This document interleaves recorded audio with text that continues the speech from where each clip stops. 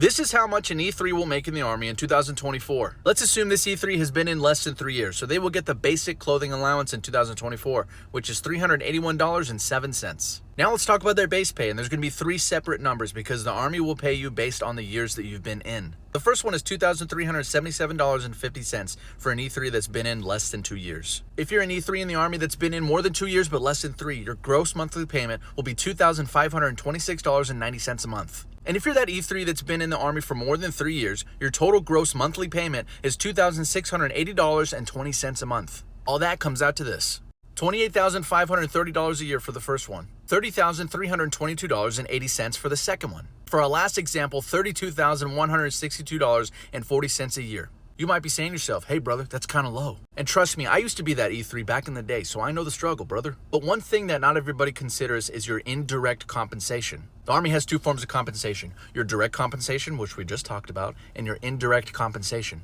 What's that? That's a good question, I'll tell you. Free housing, free food, free utilities, and a bunch of other benefits that I'm not mentioning. And no, before you comment, I am not a recruiter. So along with that indirect compensation, do you think this is enough? And in case you're curious,